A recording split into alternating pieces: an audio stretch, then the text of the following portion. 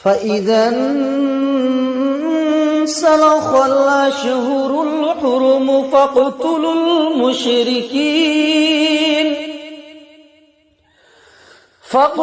المشركين حيث وجدتموهم وخذوهم واحصروهم واقعدوا لهم كل مرصد فإن تابوا وأقاموا الصلاة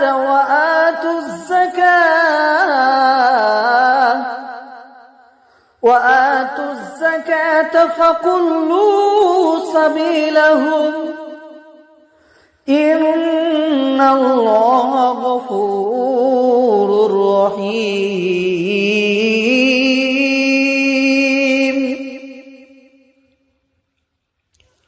সূরা তাওবা আয়াত 5।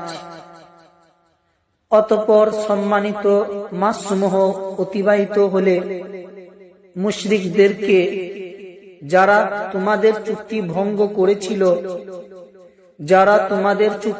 করেছিল যেখানে পাবে হত্যা করবে, তাদেরকে গ্রেফতার করবে, অবরোধ করবে এবং তাদেরকে ধরার জন্য প্রত্যেক ঘাঁটিতে ওঁত পেতে বসে থাকবে। অবশ্য তারা যদি তওবা করে, নামাজ কায়েম করে ও যাকাত দেয় তবে তাদের পথ ছেড়ে দেবে। নিশ্চয়ই আল্লাহ অতি ক্ষমাশীল, পরম দয়ালু। তওবা 5 নম্বর আয়াত এবং তার অর্থ আমি আপনাদের সম্মুখে তেলাওয়াত করলাম। এরপরে এই আয়াতের ব্যাখ্যা আমি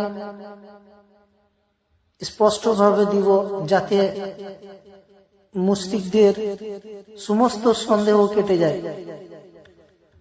সূরা তাওবার 5 নম্বর আয়াতটি, যা আয়াতুস সাইফ বা তলোয়ারের আয়াত নামে পরিচিত,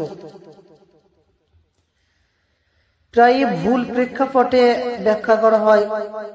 এটি দুনিয়ার সমস্ত অমুসলিমদের বা মুশরিকদের জন্য ঢালাও কোনো নির্দেশ নয়, বরং এটি একটি সুনির্দিষ্ট ঐতিহাসিক যুদ্ধের প্রেক্ষাপটে নাজিল করা হয়েছিল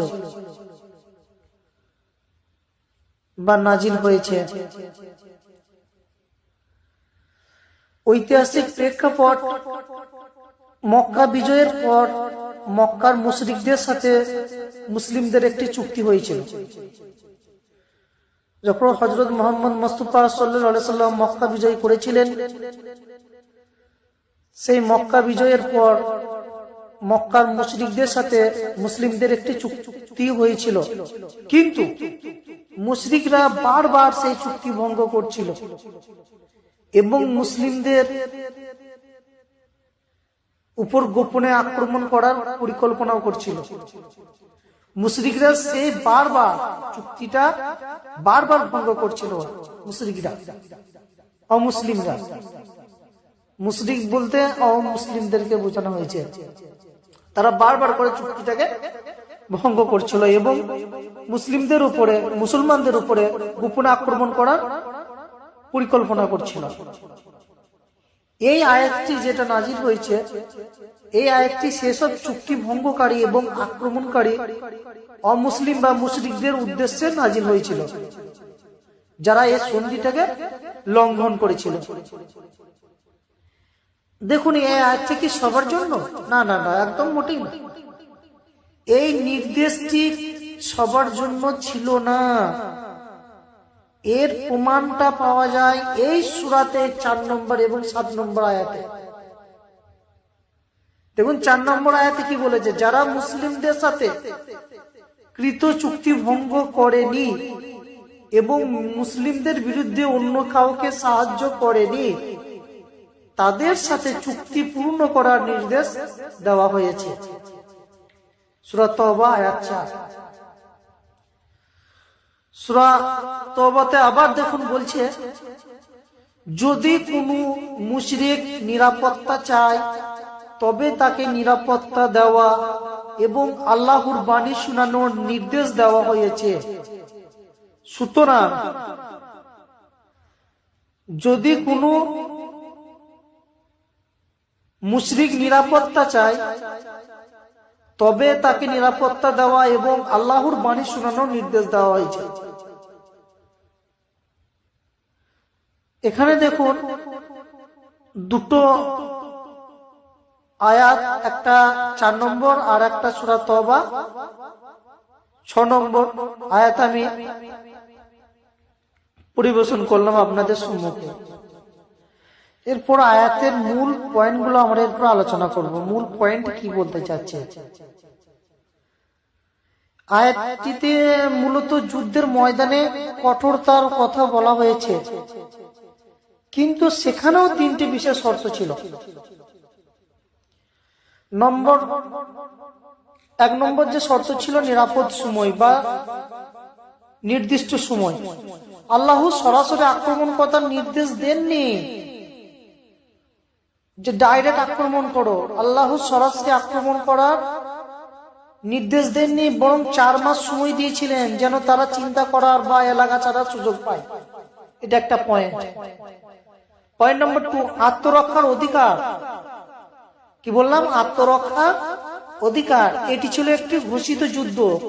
যখন একটি পক্ষ বারবার চুক্তি ভাঙে এবং ষড়যন্ত্র করে, তখন রাষ্ট্র হিসেবে ইসলামী শাসন ব্যবস্থা তাদের বিরুদ্ধে কঠোর হওয়ার নির্দেশ দেয়। Revolutionize the way we interact with technology, creating seamless experiences that adapt to our needs. যুদ্ধ যখন একটি পক্ষ বারবার চুক্তি ভাঙবে এবং ষড়যন্ত্র করবে, তখন যে রাষ্ট্র হিসেবে যে ইসলামী যে শাসন ব্যবস্থা আছে তারা কি ছেড়ে দেবে? আপনি বলুন। আর একটা যেটা পয়েন্ট আছে, ক্ষমার দরজা খোলা। আয়াতে কি বলা হয়েছে? যদি তারা তওবা করে এবং সালাত বা নামাজ, যেটা আমরা বলি সালাত বা নামাজ ও যাকাত কায়েম করে, অর্থাৎ ইসলাম গ্রহণ করে বা সন্ধিতে ফিরে আসে, তবে তাদের পথ ছেড়ে দাও। অর্থাৎ ইসলাম কখনোই রক্তপাত চায় না, বরং শান্তি ও শৃঙ্খলা চায়। ভালো করে আপনারা শুনুন, ইসলাম কখনোই রক্তপাত চায় না, বরং শান্তি ও শৃঙ্খলা চায়।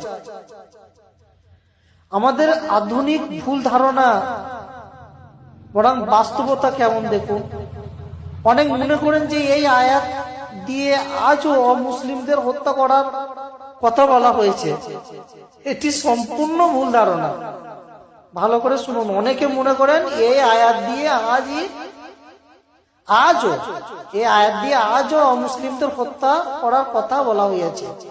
এটি সম্পূর্ণ ভুল ধারণা। কারণ এই নির্দেশটি ছিল তৎকালীন, মানে তখনকার সময় মক্কার একটি নির্দিষ্ট গোত্রের বিরুদ্ধে যারা সরাসরি যুদ্ধের অপরাধী ছিল। ইসলামী 2 আইন, ইসলামী আইন অনুযায়ী চুক্তিবদ্ধ অমুসলিম বা শান্তিপ্রিয় অমুসলিমদের কোনো ক্ষতি করা কঠোরভাবে নিষিদ্ধ। তাহলে কি বললাম? এটি সম্পূর্ণ ভুল ধারণা। কাদের উপর আমরা যে ভুল ধারণা করি বা মুশরিকরা যে ভুল ধারণা করে, আমরা নয়, সরি, মুশরিকরা বা অমুসলিমরা যে ভুল ধারণাটা করে, সে ভুল ধারণা 1 নম্বর পয়েন্ট কি? এটা তখনকার সময়ে মক্কার নির্দিষ্ট কিছু গোত্র বা দলের বিরুদ্ধে যারা সরাসরি যুদ্ধের অপরাধী ছিল। এটা 1 নম্বর পয়েন্ট। 2 নম্বর পয়েন্ট, ইসলামী আইন অনুযায়ী চুক্তিবদ্ধ অমুসলিম বা শান্তিপ্রিয় অমুসলিম বা মুশরিক কোনো ক্ষতি করা কঠোরভাবে নিষিদ্ধ। অমুসলিমদের উপরে ক্ষতি করা কঠোরভাবে নিষিদ্ধ ছিল। একজন মুসলিম অমুসলিমদের উপরে ক্ষতি করলো যারা চুক্তিবদ্ধ আবদ্ধ ছিল, এবং যেসব কাফির অমুসলিম বা মুশরিকরা শান্তিপ্রিয় অমুসলিম ছিল, তাদের উপরে যদি কোনো মুসলিম ক্ষতি করে, সেটা কিন্তু কঠোরভাবে নিষিদ্ধ ছিল। এই কথাগুলো, এই পয়েন্টগুলো ভালো করে আমরা গেঁথে নিই, ভালো করে মনে রাখি। আর 3 নম্বর যেটা আছে, খুব ইম্পর্টেন্ট পয়েন্ট, রাসূলুল্লাহ সাল্লাল্লাহু আলাইহি সাল্লাম বলেছেন, মানে আমাদের নবীজি সাল্লাল্লাহু আলাইহি সাল্লাম বলেছেন, যে ব্যক্তি কোনো চুক্তিবদ্ধ অমুসলিমকে হত্যা করবে, এনি কি বলে, যে ব্যক্তি কোনো চুক্তিবদ্ধ অমুসলিমকে হত্যা করবে, অমুসলিম বলতে মুশরিক, ঠিক আছে, অমুসলিমকে হত্যা করবে, সে জান্নাতের ঘ্রাণও পাবে না। এটা আমাদের সবথেকে বড় হাদিস, সহিহ বুখারীতে এটা আছে। রাসূলুল্লাহ সাল্লাল্লাহু আলাইহি ওয়াসাল্লাম বলেছেন, যে ব্যক্তি কোনো চুক্তিবদ্ধ অমুসলিমকে হত্যা করবে, সে জান্নাতের ঘ্রাণও পাবে না, সহিহ বুখারী।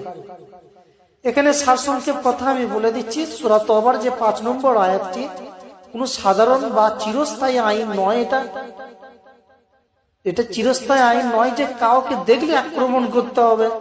এটি ছিল একটি সুনির্দিষ্ট যুদ্ধের একটা ঘোষণা সেসব অপরাধীদের বিরুদ্ধে যারা বারবার শান্তি চুক্তি ভঙ্গ করে বিশৃঙ্খলা সৃষ্টি করেছিল। আমরা কোরআন পড়ি, কোরআন ভালোভাবে ব্যাখ্যা করি, কোরআনের প্রতি ভুল ধারণা ত্যাগ করি। আসুন কোরআন সবার জন্য, কোরআন পড়ি, কোরআনকে আমরা সঠিকভাবে ব্যাখ্যা করি। আসসালামু আলাইকুম ওয়া রাহমাতুল্লাহি ওয়া বারাকাতুহু।